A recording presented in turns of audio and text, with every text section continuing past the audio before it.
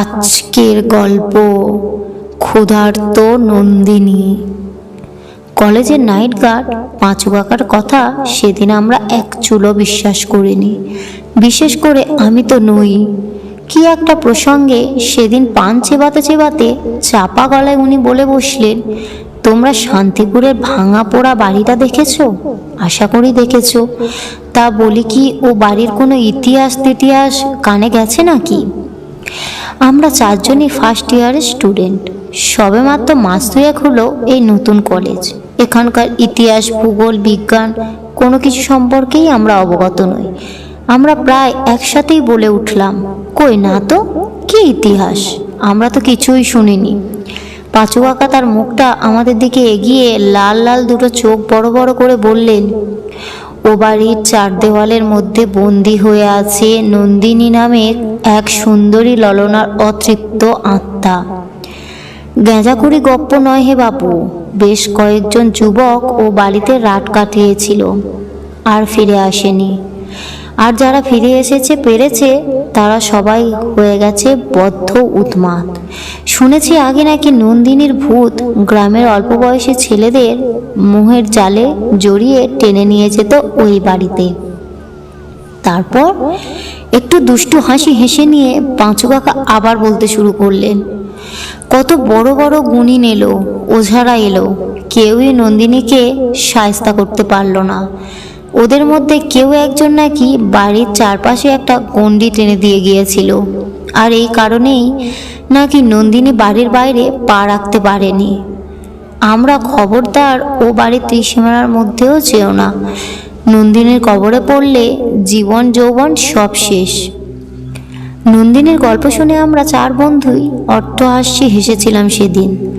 আমরা আগে বুঝতেই পারিনি পাঁচু কাকা আমাদের চরম আফিমখোর। কিন্তু ব্যাপারটা এখানেই শেষ নয়। পরে তিনি আরও যে কাহিনী আমাদের শুনিয়েছিলেন তা বিশ্বাস অবিশ্বাসের বেড়া টোপকে অনেক গুণ বাড়িয়ে দিয়েছিল আমাদের উৎসাহ আর কৌতূহলকে। বেঘাড়া করেছিল তাদের তরুণ উদ্যমকে। এই আজ যে রাক্ষসী বাড়িটার কৌতূহলবশত রাত কাটাতে এসেছি, এই সেই বাড়ি, নন্দিনীর মামার বাড়ি। ছোটবেলা থেকে নন্দিনী বুড়ো দাদু দিদিমার কাছেই মানুষ। দেখতে নাকি অপূর্ব সুন্দর ছিল মেয়েটার, কিন্তু বয়স যত বাড়তে থাকে তার চরিত্রে নানান খারাপ দিক ফুটে ওঠে। গায়ের বেশ কয়েকজন যুবকের সাথে তার নোংরা সম্পর্কও ধরা পড়ে। বুড়ো দাদু যখন লোকে মুখে নাতনির ব্যাপারে কানাঘুষে শুনতেন, তখন তিনি খুবই উদ্বিগ্ন হয়ে পড়তেন। অবশেষে তিনি নন্দিনীর বিয়ে দেওয়ার পথ বেছে নেন। বিয়েটা হয়ে গেল, কিন্তু কলকাতার বেসরকারি অফিসের কর্মচারী স্বামী বিনয় চাটুর্যে নন্দিনীকে রেখে গেল বৃদ্ধ দাদু দিদিমার কাছে। শনিবার রাতে সে শান্তিপুরে ফেরত যাওয়ায় সোমবার পাড়ি দিত কলকাতায়। এইভাবে চলল কয়েক মাস। ইতিমধ্যে হঠাৎ দাদু মারা গেল। অন্ধ দিদিমার অবস্থা আরও শোচনীয় হয়ে পড়ল। ব্যাস, আবার শুরু হলো নন্দিনীর অবাধ লীলা খেলা। সেদিন ছিল শুক্রবার রাতে। বিনয় নন্দিনীকে না জানিয়ে শান্তিপুর ফিরে এলো, আর পৌঁছে দেখে ফেলল তার স্ত্রীর নোংরা সম্পর্ক। চরিত্রহীনা স্ত্রীর উপর ক্ষুব্ধ হয়ে বিনয় নন্দিনীর গলায় কষিয়ে মারল এক থাপ্পড়। ব্যাস, সব শেষ। সেই এক আঘাতেই সেদিন মারা যায় নন্দিনী। তার উপর বিনয় উধাও। দিন দুয়েক বাদে নাকি কলকাতার মেস বাড়ি থেকে বিনয়কে পাওয়া যায় ফাঁসিতে আটকানো অবস্থায়। এই বাড়ির কাঠের সদর দরজা থেকে ছাদের সিঁড়ি পর্যন্ত লম্বা হয়ে শুয়ে আছে একটা সরু বারান্দা। সেই বারান্দায় ডান দিকে ঘুরলে ধুলোধারা ঝোড়ো বড় এখানকার মাদুর পেতে শুয়ে আছি আমরা চার বন্ধু। নন্দিনীকে নিয়ে পাঁচু কাকার শোনা আজগুবি কাহিনীটা মনে পড়ে যাচ্ছে বারে বার। মিথ্যে বলবো না, হালকা ভয়ও লাগছে আমার। যদিও অদ্ভুত কিছু এখনো চোখে পড়েনি। মোবাইলের ডিজিটাল ঘড়িতে 10:30 বাজে। মিনিট 30 হলো আমাদের তাসের আসরটা ভেঙেছে। ওরা তিনজন খানিক আগেই ঘুমিয়ে কাঠ। রবির নাকের ঘড়ঘড়ানির আওয়াজ ঘরটা ভরিয়ে দিচ্ছে। ধীরে ধীরে আমার চোখের পাতাও ভার হয়ে এলো। রাত কাটা হবে তখন জানি না। আমার ঘুমটা ভেঙে গেল। চোখ খুলতেই আমি বিস্মিত অবাক হয়ে গেলাম। দেখি পলেস্তারা খসখস খসে পড়া। মলিন ফাঁকা কোমরটা অপরূপ সাজে সেজে উঠেছে।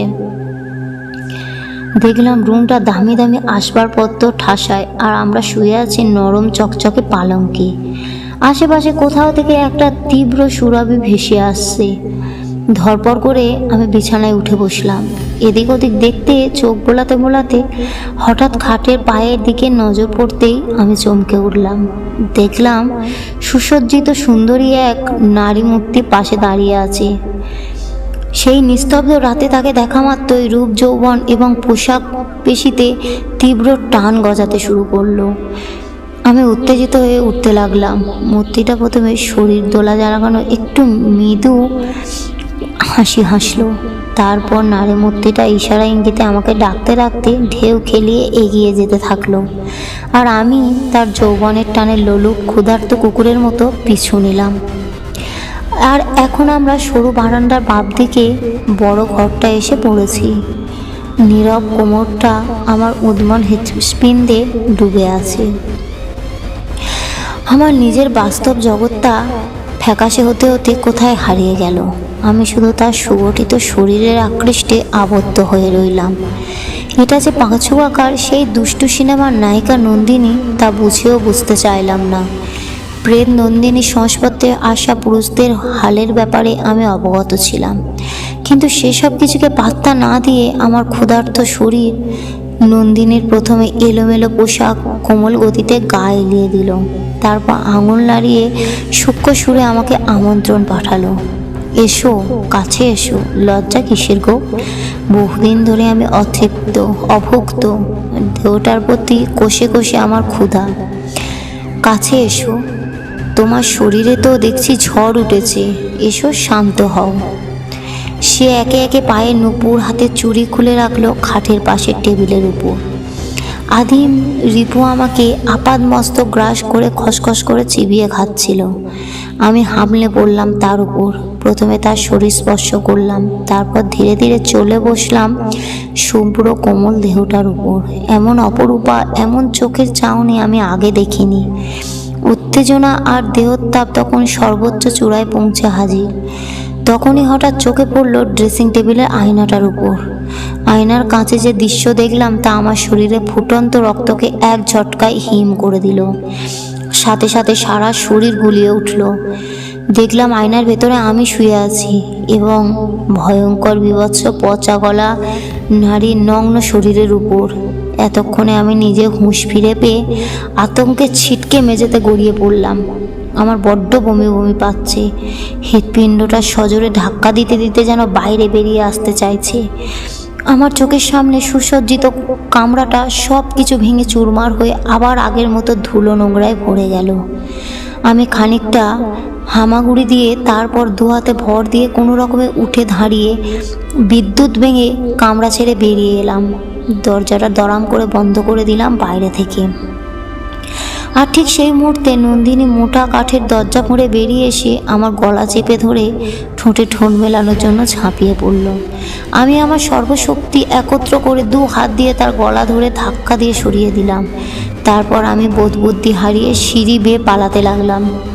দুজনের ধস্তাধস্তিতে ভারী লকেটযুক্ত তার গলার চেনটা ছিঁড়ে আমার হাতে চলে এসেছে। দৌড়াতে দৌড়াতে আমি বাড়ির ন্যাড়া ছাদে এসে পড়লাম। এবার আমার পালানোর পথ সম্পূর্ণভাবে বন্ধ। নন্দিনীও ছাদে এসে হাজির। শাড়ির আঁচলটা মেঝেতে লুটাচ্ছে। সে আমার দিকে কুদ্দ ভস্য করা স্থির দৃশ্যেতে চেয়ে রইল। আমি ধকধক বুকে নিয়ে পিছোতে থাকলাম। নন্দিনীও এগিয়ে আসতে থাকলো আমার দিকে। পিছোতে পিছোতে আমি একেবারেই শেষ কিনারা এসে দাঁড়িয়েছি। নন্দিনী এখন আমার থেকে এক হাত দূরে দাঁড়িয়ে। সে আমাকে ধরার জন্য সাদা পরশা দুটো হাত বাড়িয়ে দিল। আমি প্রায় জ্ঞান শূন্য হয়ে প্রাণ ভয়ে ছাদ থেকে টলে পড়লাম। আমার নাক মুখ দেওয়ালে ঘষা খেয়ে ছিঁড়ে রক্তাক্ত হয়ে গেল। শুধু কোনো রকম বাম হাত দিয়ে ছাদের প্রান্তটা আঁকড়ে ধরে রাখলাম। আমি এখন ঝুলছি। নিচের বাগানে সদর দরজার বাইরে বড় জ্বালানো আছে কাঠের আগুন, এখনও জ্বলছে। ভয়ে আমার সারা শরীর কাঁপছে। হঠাৎ আমার কম্পন ডান হাতটা নন্দিনীর গলার লকেটে খসে পড়ে গেল সেই অগ্নিকুণ্ডের মধ্যে। আর পরামাত্র এক জোরালো বোমা বিস্ফোরণের শব্দে আঙুলটা লাল বর্ণে ফেটে উঠল। কি ঘটছে আমি কিছুই বুঝতে পারলাম না। নিচ থেকে ঝলসানো চোখ নিয়ে উপরের দিকে তাকাতেই দেখলাম এক বীভৎস কাণ্ড। দেখলাম যে নন্দিনীকে দেখে আমার শরীরে উত্তেজনা ভর করছিল। এই নন্দিনী আর সেই নন্দিনী নেই। তার সুন্দর সুগঠিত চেহারা আয়নার মধ্যে দেখা ভয়ঙ্কর অসাধারণ আকার ধারণ করেছে। আর তারই সাথে এক কান ফাটানো যন্ত্রণাসূচক আর্তনাদ। সেই বিভৎস শরীরটা চূর্ণ বিচূর্ণ হয়ে ধুলোয় মিলিয়ে যাচ্ছে। গল্পটি কেমন লাগলো কমেন্ট করবেন এবং একটা লাইক করবেন। আরও নতুন নতুন গল্প পেতে চ্যানেলটিকে সাবস্ক্রাইব করবেন।